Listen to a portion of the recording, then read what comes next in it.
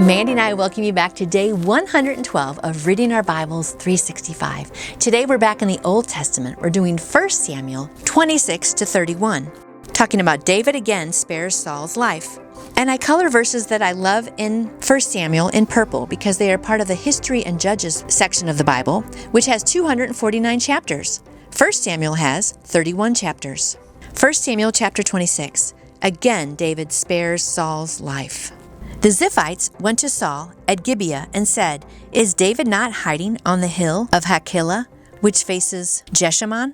So Saul went down to the Desert of Ziph with his 3,000 chosen men of Israel to search there for David. Saul made his camp beside the road on the hill of Hakilah, facing Jeshimon. But David stayed in the desert. When he saw that Saul had followed him there, he sent out scouts and learned that Saul had definitely arrived. Then David set out and went to the place where Saul had camped. He saw where Saul and Abner, son of Ner, the commander of the army, had lain down. Saul was lying inside the camp with the army encamped around him. David then asked Ahimelech the Hittite and Abishai, son of Zeruiah, Joab's brother, "Who will go down into the camp with me to Saul?" "I will go with you," said Abishai. So David and Abishai went to the army by night, and there was Saul lying asleep inside the camp with his spear stuck in the ground near his head. Abner and the soldiers were lying around him. Abishai said to David, "Today God has delivered your enemy into your hands. Now let me pin him to the ground with one thrust of my spear. I won't strike him twice." But David said to Abishai, "Don't destroy him. Who can lay a hand on the Lord's anointed and be guiltless? As surely as the Lord lives," he says, "the Lord himself will strike him. Either his time will come and he will die, or he will go into battle and perish. But the Lord forbid that I should lay a hand on the Lord's anointed. Now get the spear and water jug that are near his head, and let's go." So David took the spear and the water jug near Saul's head, and they left. No one saw or knew about it, nor did anyone wake up. They were all sleeping because the Lord had put them into a deep sleep. Go God. Then David crossed over to the other side and stood on top of the hill some distance away. There was a wide space between them. He called out to the army and to Abner, son of Ner, "Aren't you going to answer me, Abner?" Abner replied, "Who are you who calls to the king?" David said, "You're a man, aren't you? And who is like you in Israel? Why don't you guard your lord the king? Someone came to destroy your lord the king. What you have done is not good. As surely as the Lord lives, you and your men deserve to die because you did not guard your master, the Lord's anointed. Look around you. Where is the king's spear and water jug that was near his head?" Saul recognized David's voice and said, "Is that your voice, David, my son?" David replied, "It is, my lord the king." And he added, "Why is my lord pursuing his servant? What have I done, and what wrong am I guilty of? Now let the lord the king listen to his servant's words. If the Lord has incited you against me, then may he accept an offering. If, however, men have done it, may they be cursed before the Lord. They have now driven me from my share in the Lord's inheritance, and have said, 'Go serve other gods.' Now do not let my blood fall to the ground far from the presence of the Lord. The king of Israel has come out to look for a flea, as he hunts a partridge in the mountains." Then Saul said, "I have sinned. Come back, David, my son. Because you consider my life precious today, I will not try to harm you again. Surely I have acted like a fool and have erred greatly." "Here is the king's spear," David answered. "Let one of your young men come over and get it. The Lord rewards every man for his righteousness and faithfulness. The Lord delivered you into my hands today, but I would not lay a hand on the Lord's anointed. As surely as I valued your life today, so may the Lord value my life and deliver me from all trouble." Then Saul said to David, "May you be blessed, my son David. You will do great things and surely triumph." So David went on his way, and Saul returned home. David's actions and plea again seemed to hit home with Saul, who acknowledged his sin and realized that David could have killed him if he had desired to. Saul admitted, "I have been a fool." That's putting it mildly. That for sure is putting it mildly. Unfortunately, Saul would not reform his ways. There is no point in acknowledging your foolishness if you insist on continuing to walk a foolish road. Saul promised, "I will never harm you again," but David had heard this promise before. After declaring his innocence before the Lord once again, David went on his way, and Saul returned home. Though there was no further record of Saul hunting David, this may be because David would soon leave Israel. Saul didn't turn over a new leaf to live a God-honoring life, as we will soon see.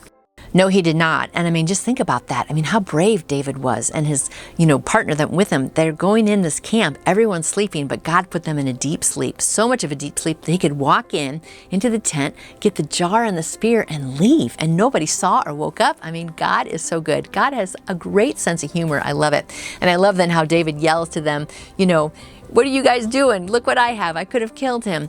And so he's trying to be so polite with this. I mean, I don't know. I may have just took the spear and bopped him in the forehead. I mean, I think I would have had enough. David has been running and been pursued for years now. But he's a better man of God than I am. And he was gracious and he spared his life. And so God's going to honor that. Even though Saul says he's sorry, he's not sorry, as we're going to see. 1 Samuel chapter 27, David among the Philistines. But David thought to himself, one of these days I will be destroyed by the hand of Saul. The best thing I can do is to escape to the land of the Philistines. Then Saul will give up searching for me anywhere in Israel, and I will slip out of his hand. David and the 600 men with him left and went over to Achish, son of Maoch, king of Gath. David and his men settled in Gath with Achish. Each man had his family with him, and David had his 2 wives, Ahinoam of Jezreel and Abigail of Carmel, the widow of Nabal. When Saul was told that David had fled to Gath, he no longer searched for him. Thank goodness. Then David said to Achish, if I have found favor in your eyes, let a place be assigned to me in one of the country towns, that I may live there. Why should your servant live in the royal city with you? So on that day, Achish gave him Ziklag, and it has belonged to the kings of Judah ever since. David lived in the Philistine territory a year and 4 months. Now, David and his men went up and raided the Geshurites, the Girzites, and the Amalekites. From ancient times, these people had lived in the land extending to Shur and Egypt. Whenever David attacked an area, he did not leave a man or woman alive, but took sheep, cattle, donkeys, and camels and clothes. Then he returned to Achish. When Achish asked, where did you go raiding today? David would say, against the Negev of Judah, or against the Negev of Jerahmeel, or against the Negev of the Kenites. He did not leave a man or woman alive to be brought to Gath, for he thought, they may inform on us and say, this is what David did. And such was his practice as long as he lived in Philistine territory.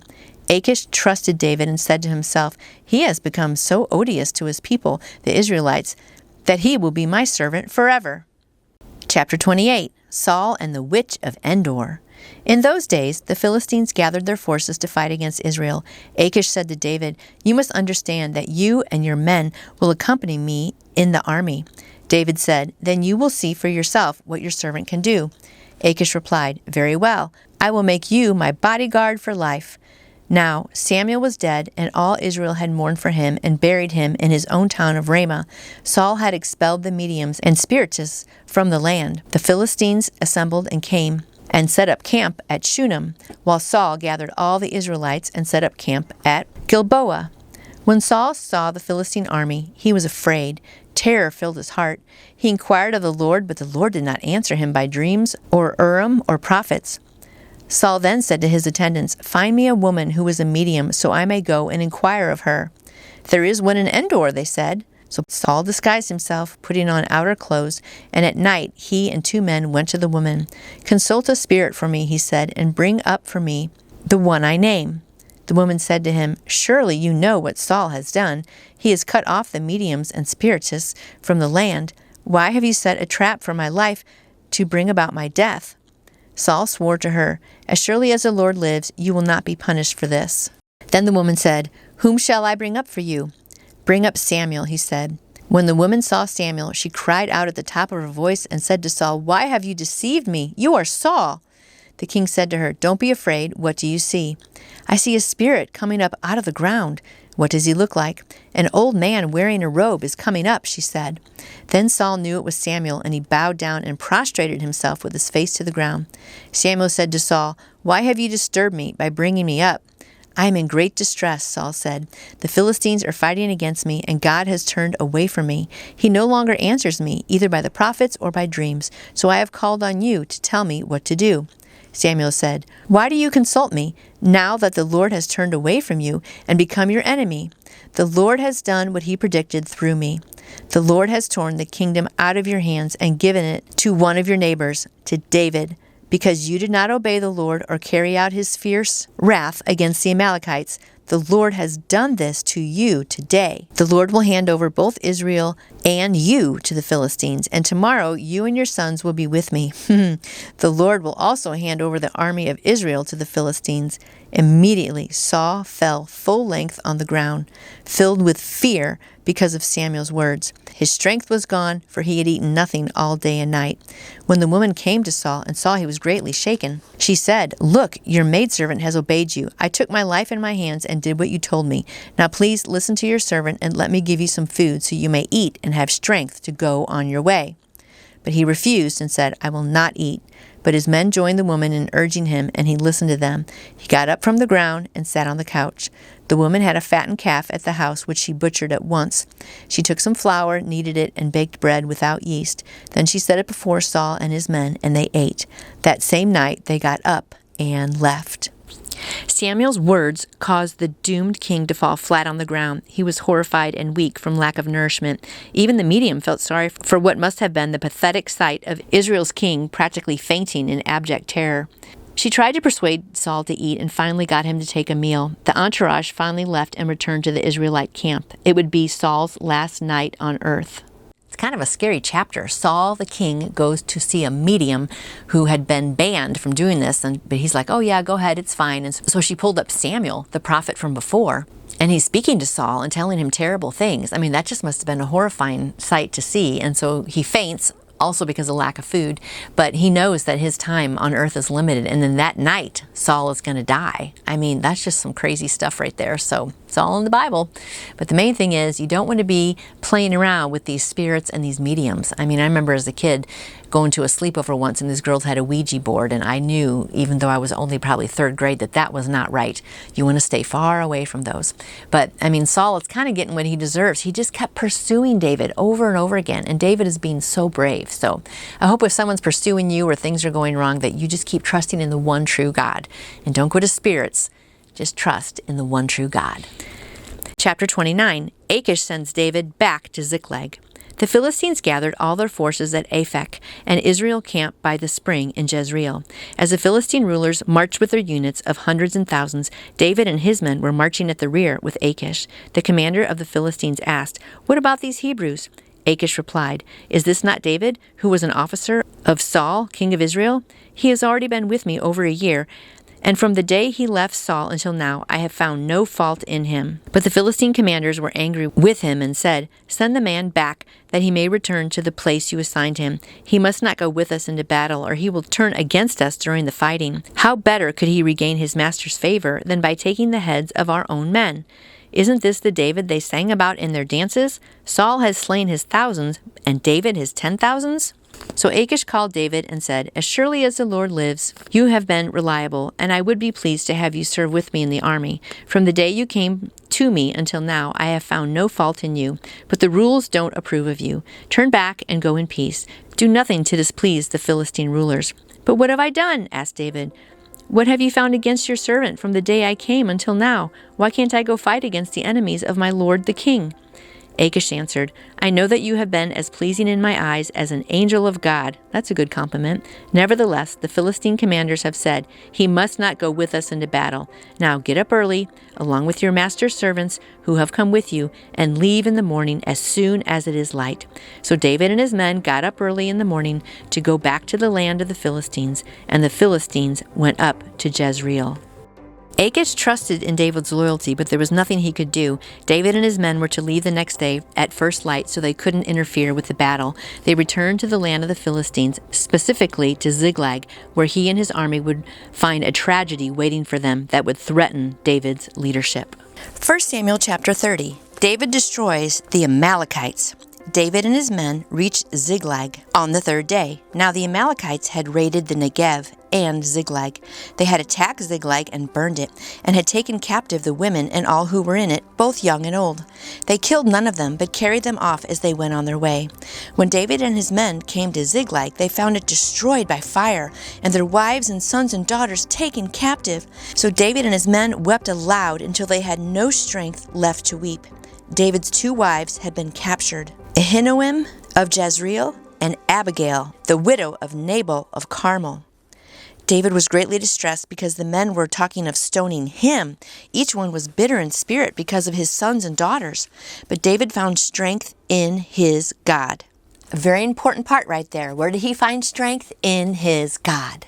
Then David said to Abiathar, the priest, the son of Ahimelech, "Bring me the ephod." Abiathar brought it to him, and David inquired of the Lord, "Shall I pursue this raiding party? Will I overtake them?" "Pursue them," he answered. "You will certainly overtake them and succeed in the rescue."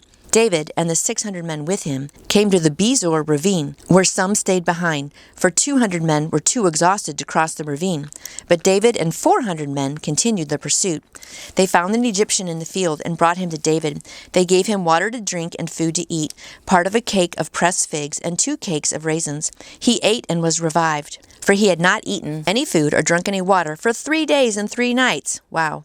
David asked him, "To whom do you belong, and where do you come from?" He said, "I am an Egyptian, the slave of an Amalekite. My master abandoned me when I became ill 3 days ago. We raided the Negev of the Kerethites and the territory belonging to Judah and the Negev of Caleb, and we burned Ziklag." David said to him, "Can you lead me down to this raiding party?" He answered, "Swear to me before God that you will not kill me or hand me over to my master, and I will take you down to them." He led David down, and there they were, scattered over the countryside, eating, drinking, and reveling because of the great amount of plunder they had taken from the land of the Philistines and from Judah. David fought them from dusk until the evening of the next day, and none of them got away, except 400 young men who rode off on camels and fled. David recovered everything the Amalekites had taken, including his 2 wives. Nothing was missing. Young or old, boy or girl, plunder or anything else had been taken. David brought everything back. He took all the flocks and herds, and his men drove them ahead of the other livestock, saying, "This is David's plunder." Then David came to the 200 men who had been too exhausted to follow him, and who were left behind at the Besor ravine. They came out to meet David and the people with him. As David and his men approached, he greeted them, and all the evil men and troublemakers among David's followers said, "Because they did not go out with us, we will not share with them the plunder we recovered. However, each man may take his wife and children and go." David replied, "No, my brothers, you must not do that with what the Lord has given us. He has protected us and handed us over to the forces that came against us. Who will listen to what you say? The share of the man who stayed with the supplies is to be the same as that of him who went down to the battle. All will share alike." That is some great advice. David made this a statute and ordinance for Israel from that day to this. When David arrived in Ziklag, he sent some of the plunder to the elders of Judah, who were his friends, saying, "Here is a present for you from the plunder of the Lord's enemies." He sent it to those who were in Bethel, Ramoth, Negev, and Jatir, to those in Aroer, Siphmoth, Eshtemoa, and Rakal, to those in the towns of Jerahmeelites and the Kenites, to those in Hormah, Bor Ashan, Athak, and Hebron, and to those in all the other places where David and his men roamed. The deep grief in David's army soon turned to fierce anger against him as the troops talk about stoning him. They probably blamed him for the decision to leave Ziklag defenseless as they fled to Gath to escape Saul. But David found strength in the Lord his God. So important. He remembered that God had delivered him from lions and bears when he was a young shepherd, and he had delivered him from the hand of Saul numerous times. David knew where to turn for help. As he operated in the earthly realm, his true strength and protection lay in the heavenly realm. This raises the question, to whom do you turn first when life's troubles visit you? And that's a really good point. Who do you turn to? Do we turn around and start just blaming other people? Do we turn to a friend or something else in life? Some people go to alcohol and drugs. But when you have a trouble, you should turn to the Lord your God. And David knew that, even though he was sad because his wife and kids and everything was gone. Also, he was probably embarrassed because everyone's blaming him for this decision. But he just said, you know what? I'm going to trust the Lord my God. And God turned it around and they got everything back. 1 Samuel chapter 31. Saul takes his life. Now the Philistines fought against Israel. The Israelites fled before them, and many fell slain on Mount Gilboa.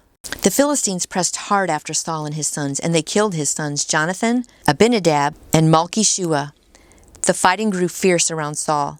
And when the archers overtook him, they wounded him critically. Saul said to his armor-bearer, "Draw your sword and run me through, or these uncircumcised fellows will come and run me through and abuse me." But his armor-bearer was terrified and would not do it. So Saul took his own sword and fell on it. When the armor-bearer saw that Saul was dead, he too fell on his sword and died with him. So Saul and his 3 sons and his armor-bearer and all his men died together the same day. So sad. When the Israelites along the valley and those across the Jordan saw that the Israelite army had fled and that Saul and his sons had died, they abandoned their towns and fled. And the Philistines came and occupied them. The next day, when the Philistines came to strip the dead, they found Saul and his 3 sons fallen at Mount Gilboa. They cut off his head and stripped off his armor. Then they sent messengers throughout the land of the Philistines to proclaim the news in the temple of their idols and among their people. They put his armor in the temple of the Asherahs and fastened his body to the wall of Bethshan. When the people of Jabesh Gilead heard of what the Philistines had done to Saul, all their valiant men journeyed through the night to Bethshan. They took down the bodies of Saul and his sons from the wall of Bethshan and went to Jabesh, where they burned them. Then they took their bones and buried them under a tamarisk tree at Jabesh, and they fasted 7 days. While the events of chapter 30 were taking place, the tragic battle that Samuel had promised took place on the Mount Gilboa between Israel and the Philistines. Following a common strategy in an ancient warfare, the Philistines focused on Israel's leaders, Saul and his sons. Jonathan and 2 of his brothers were killed, and Saul was severely wounded. Saul knew that if the Philistines found him alive, they would subject him to a slow and torturous death. In an attempt to escape torture, Saul commanded his armor-bearer to run him through with his sword, but the armor-bearer was too afraid and unwilling to lift his hand against the king, so he refused Saul's command. As a result, Saul fell on his own sword and died. The battle was going so badly that when the men of Israel on both sides of the Jordan River saw that Saul was dead, they fled in panic and abandoned some cities so completely that the Philistines were able to settle in them. The grief they expressed in this fast was genuine. All Israel could rightly share in it. King Saul's sin and rejection of the Lord's will had brought destruction and shame on the whole kingdom. The nation had reached a low point that only God could lift it out of. As it turned out, he was prepared to do just that through another king, one who was a man after his own heart. Whew, there's a lot in those chapters, and this is the end of 1 Samuel. So, well, what a sad end for King Saul. I mean, at the end, the enemy's going to be all around him, and he asks his armor-bearer to, kill him, and he ends up dying on his own sword. His sons die. Jonathan dies. It's sad for David, too. And then David and his men had all their wives and everything taken away, but he did get that back. But the main thing I love about this story, though, is that when David was in a hard thing, what did he do? He trusted God. He knew where his strength came from. So I hope today, if you're having a hard time, you remember your strength comes from the Lord. Yes, it does. And that's who we always want to be trusting in life. So I hope you've enjoyed 1 Samuel, and I hope you come back again tomorrow for more of God's Word. Like I say, God's Word in your heart, it's the best way to live. We'll see you tomorrow. If you enjoyed this message today, I would appreciate a thumbs up. I would also love it if you would subscribe to my channel and pass it along to other friends who want to strengthen their faith in Jesus. I would love a comment on what you liked and also future topics you would like me to talk about. I would also love to answer any question you may have about how to put your faith in Jesus, the Christmas story, Easter story, anything at all. You can contact me through my website, which is nancyjoy2u. That's nancyjoy, 2u.com. You can also email me at nancyjoy2u@gmail.com. Hope to see you tomorrow.